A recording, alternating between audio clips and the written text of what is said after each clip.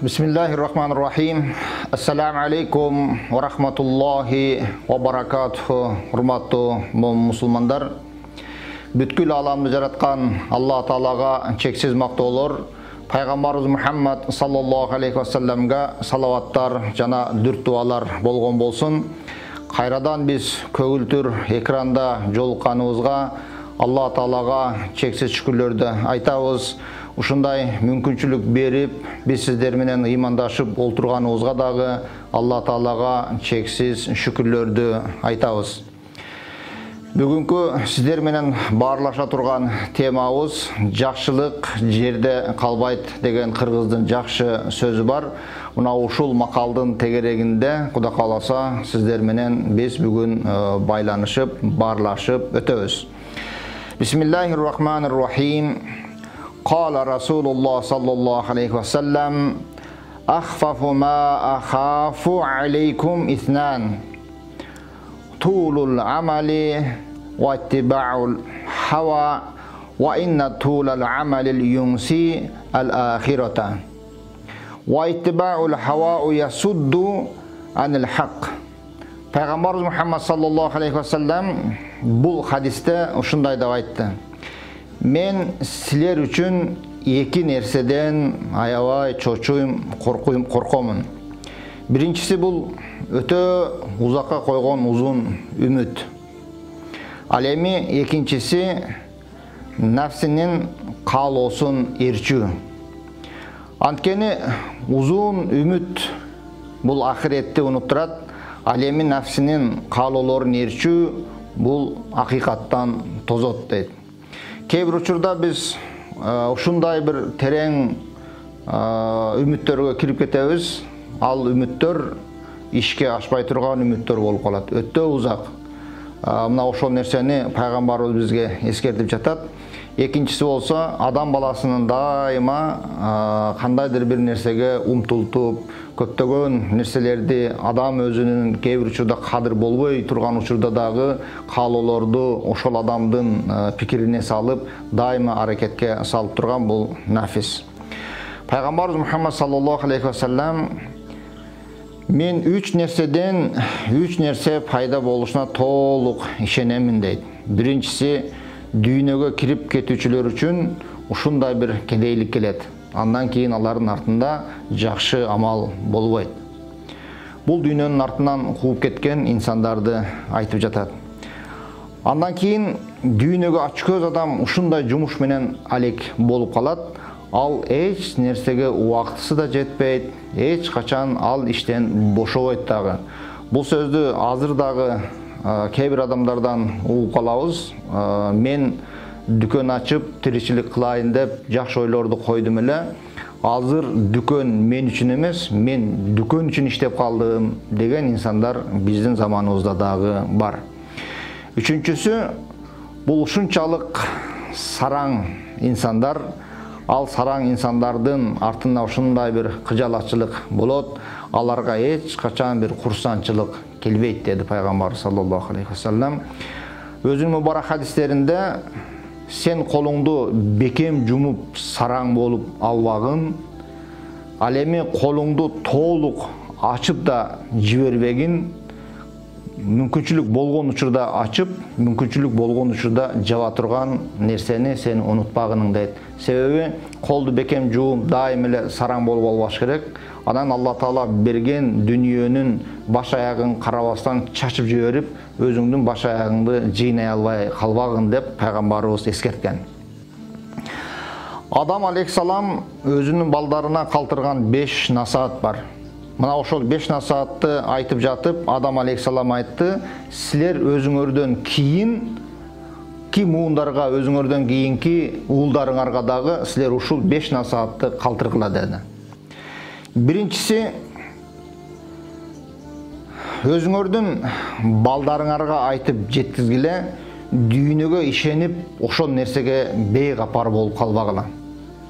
Мен дагы Алла Таалам түбөлүктүү кылып бейишке киргизгенде, ал жерде бейгапар жүргөнүмдө Алла Таала мени ал жерден жерге жиберди, ал жерден чыгарды дейт. Кээ бир учурда айрыкча мындай өзүбүздүн жерде же болбосо айылда жашап жүргөн учурларда ушундай бейкапарлыктар болуп калат. Себеби жата турган үйүңүз бар, жей турган тамагыңыз бар, азын оолак дүнүйөңүз, 5-10 малыңыз бар. Ушуну менен аябай эле адамдар мындай бейкапар болуп калат, көп нерселерге ойлонбойт дагы.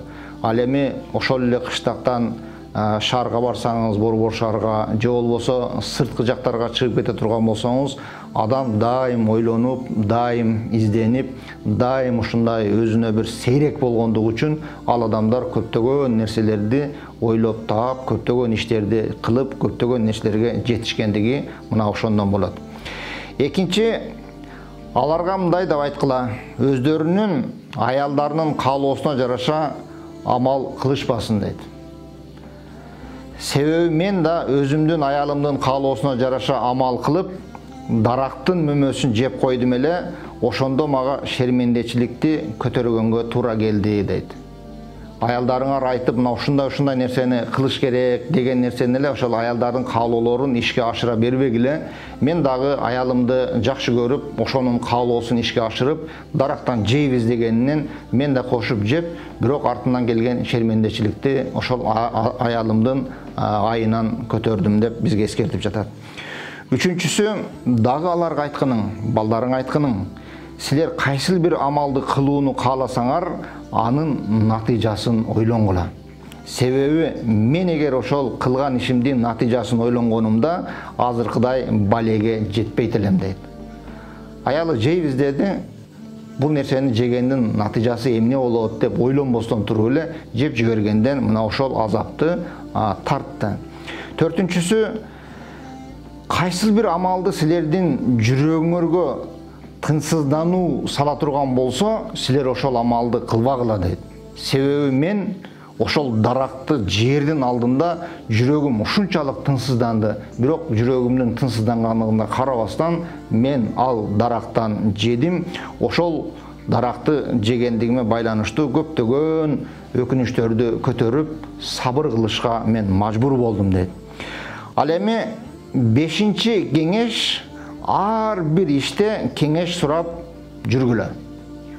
Анткени мен эгерде ошол кезде периштелер менен кеңешкенимде ушул азапка калбайт элем дейт. Ушул азапка дуушар болбойт элем.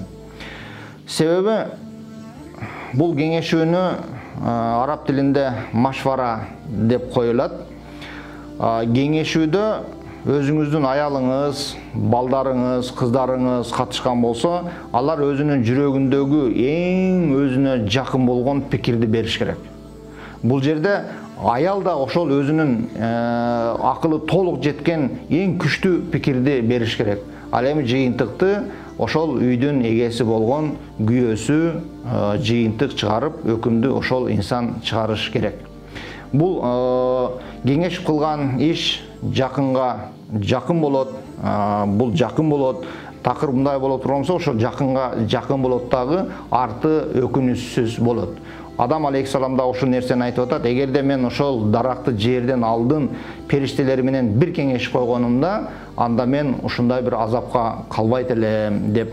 Адам алейхиссаламдын айткан бул 5 насихаты азыркы ушул учурда дагы биздин жашообузга дагы толук кандуу түшөт. Аялдар пикир берип, бул кеңеште пикир беришсин деп айтып жатканын себеби, көпчүлүк учурларда аялдар эркекке пикир берүүдөн алдыга чыгат дагы, аялдар эркектерди башкарып алат. Мындай кылыш керек, андай кылыш керек, муну мындай кыласың, тигини тигиндей кыласың деп өзүнүн пикирин эмес, өзүнүн буйругун берип, эрди өзүнүн эркине койбостон башкарып алат. Бунда кыргыздардын жакшы айткан бир макалы бар. Эркек баштаса көлгө, аял баштаса чөлгө дейт. Ошондуктан бул жерде аял заты капа болбош керек. Биздин жаратылышыбыз, биздин табиятыбыз ушундай. Алла Таалам үйдү башкаруучулугун, үйгө ырыскы терип келиш мүмкүнчүлүгүн бардыгын эркекке бергендигине байланыштуу.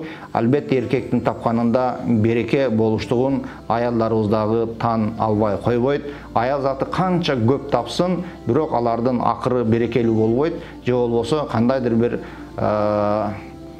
зыян иштер менен дагы бүтүп калган учурлар болот. Муну толук эске алышыбыз керек.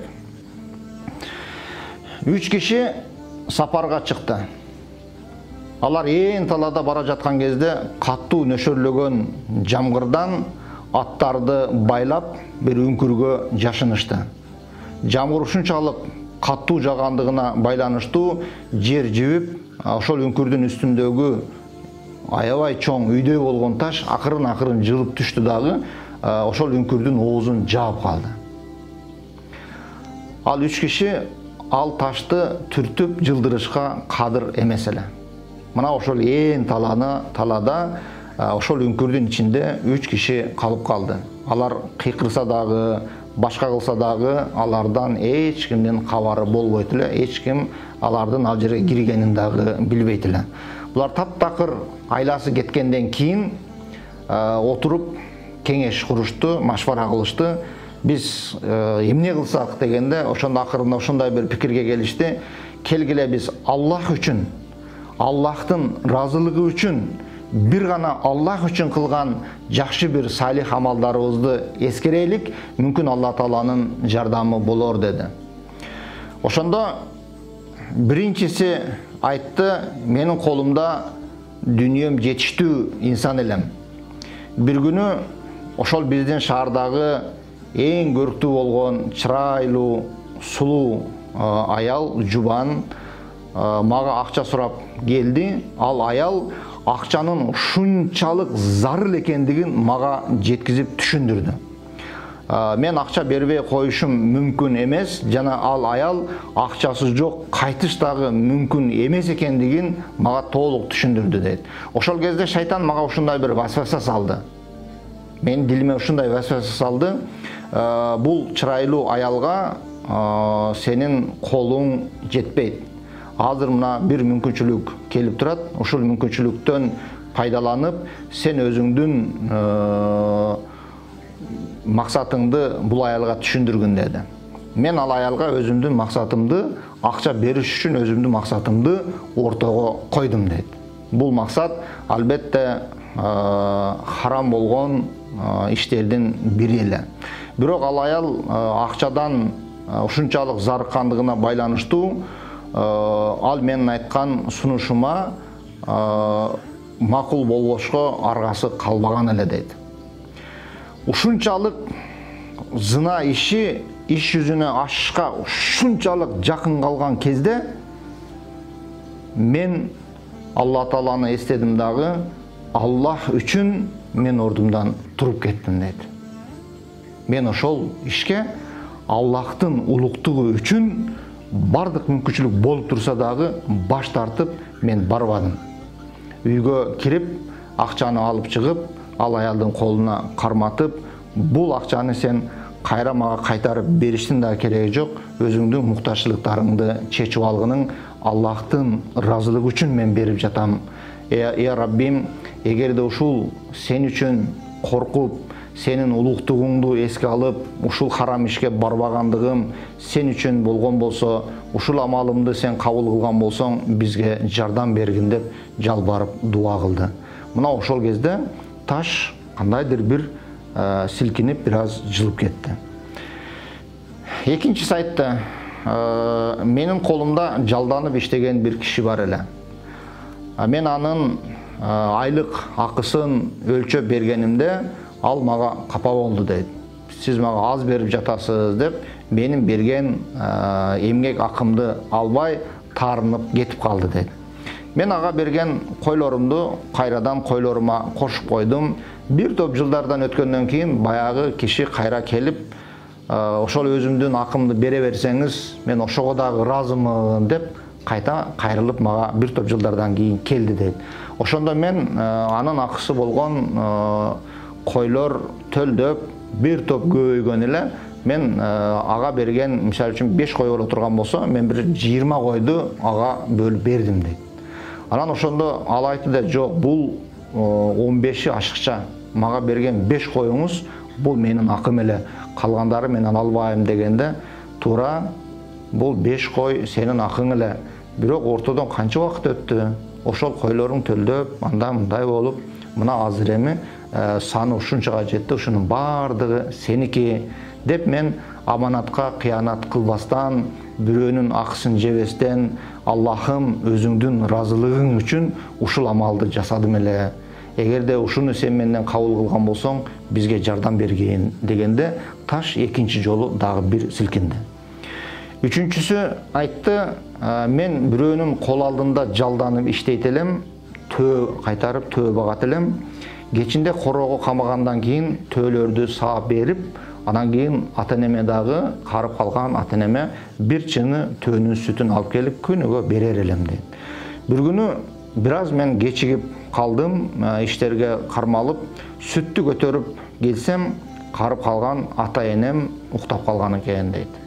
Анан мен ошол сүттү кечигип калгандыгым үчүн, ата-энем ачка жатып калгандыгы үчүн өзүмдү айыптуу сезип, колумдагы сүттү жерге койбостон, ата-энемдин аягынын этек жагында ошол сүттү түнү менен кармап чыктым дейт. Эрте менен алар ойгонгондо алардан кечирим сурап, ал сүттү экөөнө ичирдим дагы, кайра төөлөрдү кайтарганы өз жумушума кеттим. Аллахым, ата-энеме болгон урмат, сыйым, өзүңдүн разылыгың болгон болсо, ушул амалымды сен кабыл кылган болсоң, бизге жардам бергин деп дуа кылды. Ошол кезде дагы таш бир силкинди дагы, ылдый көздөп томолонуп, үңкүрдүн оозу ачылып кетти. Мына ушул иштерди, дайыма салих иштерди кылган үчүн бул эч качан унутта калбастыгы, кыргыз эли жакшы иш жерде калбайт деп айткан сыяктуу, мына ушунун артынан ушундай жакшылыктар келди. Бул нерсени мен эмне үчүн айтып жатам? Азыркы биздин көптөгөн уул кыздарыбыз, бир туугандарыбыз эли журтубуздан, мамлекетибизден алыс жерлерде иштеп жатасыздар. Көпчүлүгү өзүбүздүн мамлекеттин эле ичинде иштеп жатат.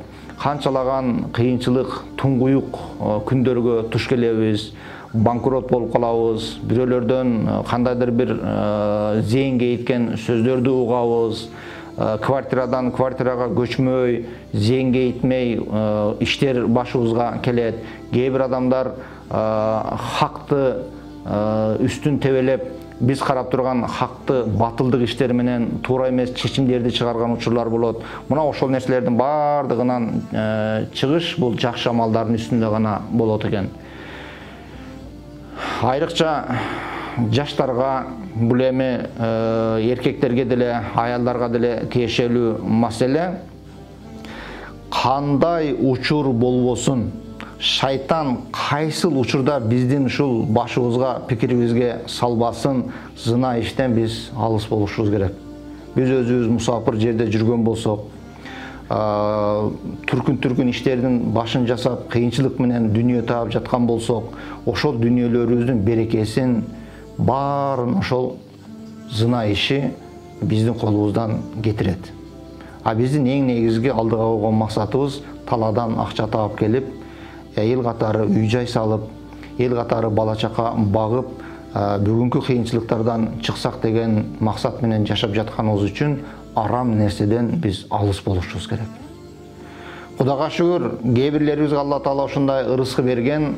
Алыскы жерлерде болсо дагы биз ошол жерлерден бир жакшы иштерди уюштуруп, бир топ өзүбүздүн мекендештерибизге жардам берип, кол алдыбызга ошол мекендештерибиз иштеп, акыларын алып турушат.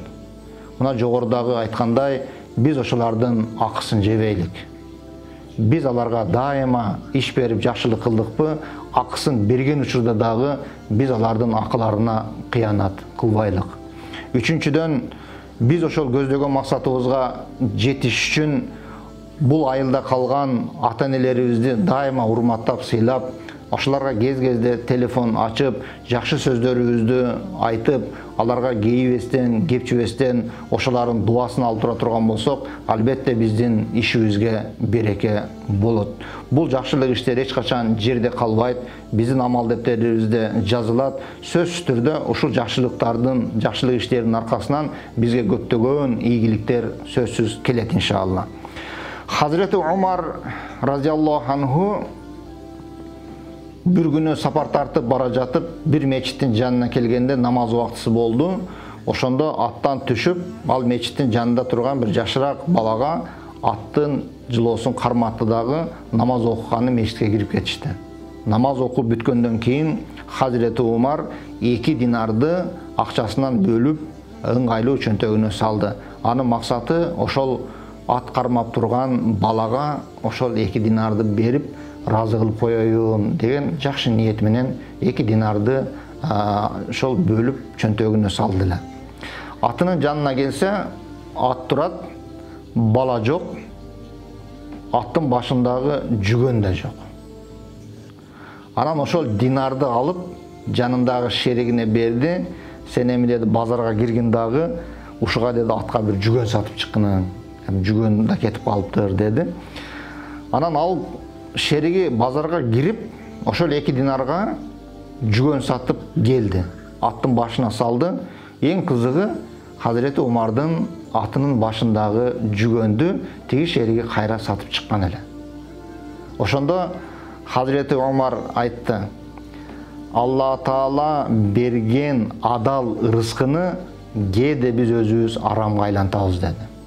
Эгерде ошол бала ушул жүгөндү уурдап базарга алып кирип сатпай эле бир аз сабыр кылып турганда ошол 2 динарды адал жол менен алат эле, бирок бул бала ошол 2 динарды арам жол менен алды деди. Ошондуктан биз кайрында иш кылбайлык, урматтуу туугандар, пешине терибиз менен кылган адал иштин акысын адал кылып алышка аракет жасашыбыз керек. Жакшы иштин арты да жакшы болуп бүтүш керек.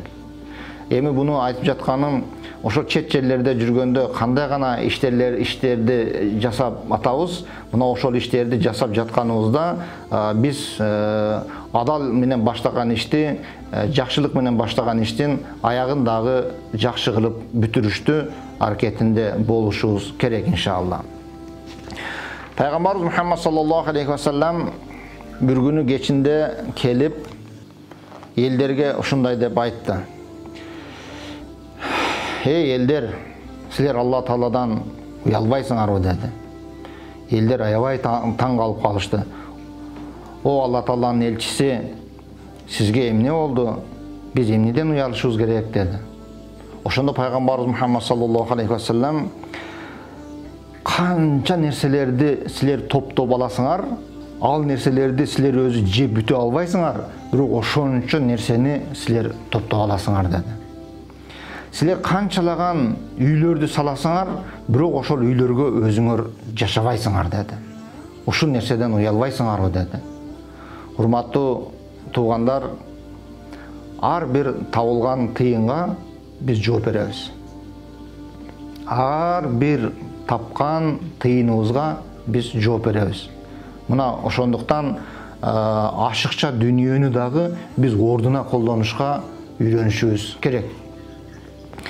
Мен бир чет мамлекетке барганымда көрүп ушунчалык таң калдык. Канчалаган сели микрорайондор ушундай укмуштай үйлөр салынган, бирок боп-бош эч ким жашабайт. Якталардын жанына барсаңыз, кандайдыр индустар ошо якталарды арчып, тазалап жүрөт. Аналардан сурасаңыз, бул кимдин яктасы, бул үйлөр кимдики десеңиз, ошол жерде дүйнөдөгү эң кымбат машиналар токтоп турат, үйдүн алдыларында, гаражы жок эле үйдүн алдында эле токтоп турат. Анан алар бул паланчаныкы, бул түкүнчөнүкү деп ээлеринин аттарын кээ бирлер айтат, кээ бирлер айтпайт. Анан ошолар ошондой чоң имараттарды, яхталарды, миллиондогон доллардагы машиналарды сатып алып, жөн эле ошол жерге коюп койгон. Алар ошол сезон кезинде барса бир мүмкүн 15 күнгө бараттыр, же болбосо бир жумага бараттыр. Мына ошол кыска убакыттын ичинде ошондой үйлөр, ошондой яхта, машиналар ошол жерде зайнет болуп тургандыгы бул пайгамбар саллаллаху алейхи ва салламдын айтып жаткан хадисине ылайык. Эми алар мейл, алар ал жакта чет мамлекетте азыркы учурда, мисалы үчүн чет мамлекеттерде иштеп, башка мамлекеттерде иштеп, кабат-кабат чоң-чоң үйлөрдү салып жатабыз. Эми биздин кыргыз калкы ушундай калппыз, бир нерсени өтө тез өздөштүрөбүз. Анан этаж үй салат десе, суусу чыкпаган, 3 фазалуу тогу жок жерге деле, центральный канализациясы жок жерлерге деле 2 этаж, 3 этаж үйлөрдү салып коюп атабыз. Анан анын жанына кичинекей бир временка салып туруп, временкага кирип алабыз, анан ошол үйүбүз зыңкыйган боюнча суукта суук, ысыкта ысык болуп турат. Мына ушул нерселерди пайгамбарыбыз айткан. Ар бир салынган нерсенин акысын биз беришибиз керек. Ал жерде биздин балдар, неберелер, чеберелерибиз ойноп, ошол үйдү булгап, кирип чыгып, тополон кылып туруш керек. Ал үйдө биздин бала чакабыз жашаш керек. Ал үйгө биздин тууган уруктарыбыз келиш керек. Ал үйдү биз пайдаланышыбыз керек. Ал үйдү паланчанын үйү ушундай экен деп эле салып коюш бул таптакыр туура эмес. Урматтуу туугандар, азыркы учурда салган үйүбүз менен, минген машинабыз менен, дастарконубуз менен эч кимди таң калтыра албайбыз. Эң кедей деген адамдын үйүнө барсаңыз дагы дастарконунда ак нан бар. Кече өткөн 90 жана 95 жылдарга чейинки учурларда биз дастаркон менен көптөгөн инсандарды таң калтырышка мүмкүнчүлүгүбүз бар эле. Бирок бүгүнкү күнү андай таң калуу болбойт туугандар. Пайгамбарыбыз Мухаммад саллаллаху алейхи ва саллям 3 таякты алды дагы, бирин өзүнүн алдына, бирин оң жамбашына, бирин оочуроок жерге сайды. Анан сахабалардан сурады: "Силер бул таяктардын маанисин, маңызын түшүндүңөрбү?" дегенде, "Я Расулуллах, бул жаратуучуга жана жаратуунун элчисине гана түшүнүктүүрөөк. Биз бул нерсени түшүнгөн жокпуз" дегенде, пайгамбарыбыз айтты: "Менин алдымдагы сайган таякча бул инсан" деди, адам. Ал эми оң жагыма сайган таякча бул ажал. Ал эми оочуроок жерге сайган таякча бул биздин узакка койгон үмүтүбүз, нафсибиздин каалоосу. Адам баласы ошол алдыга үмүткө умтулат, нафсиси каалаган нерсеге умтулат. Ошого умтулуп бара жаткан кезде ал экөөнүн ортосунан ажал чыгат деди. Ажал кайсыл күнү, кайындай учурда, кантип жолугары бул бизге таптакыр башкача. Пайгамбарыбыз Мухаммад саллаллаху алейхи ва саллям дааратка чыккан кезде ошол даарат алчу чөгүнгө суу келгенге чейин таямум алар эле. Ошондо сахабалар сурайт эле: "Я Расулулла, суу алыс эмес, суу кыска убакыттын ичинде келет. Сиз эмне үчүн суу келгенге чейин таямум алып жатасыз?" дегенде, ошол дааратка чейин мен жетемби, жетпеймби, бул Аллахтын колунда турган нерсе. Ошол суу келип мен даарат алганга чейинки убакытты кур өткөрбөстөн таямум алып калганым ошондон деп айткан. Урматтуу туугандар, биз бардык нерселерди өзүбүздүн жакшы иш менен аткара бере турган болсок, жакшылык иштерибиз жерде калбайт. Кудай кааласа, биз эч качан инсандардан үмүт кылбайлык. Мен паланчага мындай жакшылык кылдым эле, ушул мага жакшылык кылбай атат, же болбосо мен жакшылыгымды унутуп койду, тигинде мындай деген нерсени биз айтпашыбыз керек. Бул жакшылык кылындыбы, кылынган жерде унутулуш керек.